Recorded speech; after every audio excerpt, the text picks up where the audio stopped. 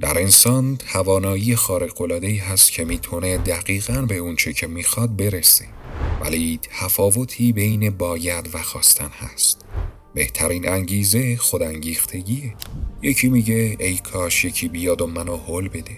خب اگه پیدا نشد چی؟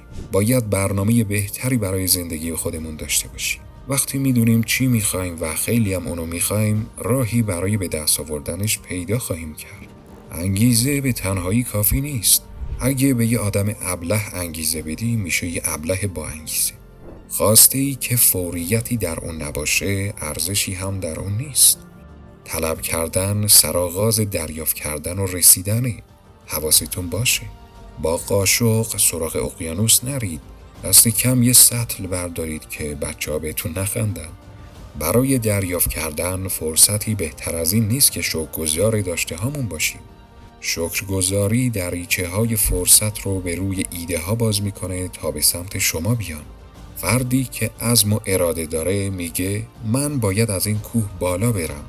به من گفتن ارتفاع این کوه خیلی بلنده، شیب تندی داره. بالا رفتن از اون بسیار سخته، ولی این کوه منه. من باید از اون بالا برم. به زودی منو زنده و ایستاده بر قله یا مرده در دامنه میبینید. عزم و اراده دو احساس نیرومندی هستن که تغییر رو به همراه میارن.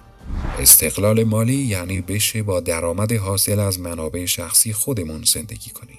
اگه امیدتون به شرکت یا ادارتون هست که در دوران بازنشستگی از شما حمایت کنه، درآمد آیندهتون 1/5 میشه. اگه امیدتون به خودتون باشه، درآمد آیندهتون 5 برابر میشه. به یاد دارم روزی به مربیم گفتم که اگه پول بیشتری داشتم برنامه ریزیم بهتر میشد. مربیم بلافاصله گفت ولی من میگم اگه برنامه ریزیت بهتر بود پول بیشتری داشتی. میبینی؟ مهم مبلغ پول نیست، مهم برنامه ریزیه. چرا نباید یک برنامه ریزی بی نظیری داشته باشین که شما رو به اون جایگاهی که میخواین برسونه؟ همیشه گفتم همه چیز گرون شده، ولی مربیم با اون جمله ذهنم روشن کرد.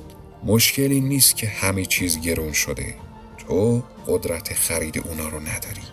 اینجا بود که فهمیدم مشکل اونا نبودن، مشکل من بودم.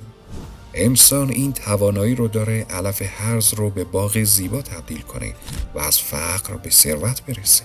سود بردن یعنی کار رو به دست بگیرید، سر و سامانش بدید و اونو زمین بذارید. کسب و کار شخصی امید آیندمونه. سودآوری بهتر از حقوق بگیریه. با حقوق بگیری یه زندگی بخور و نمیر داری.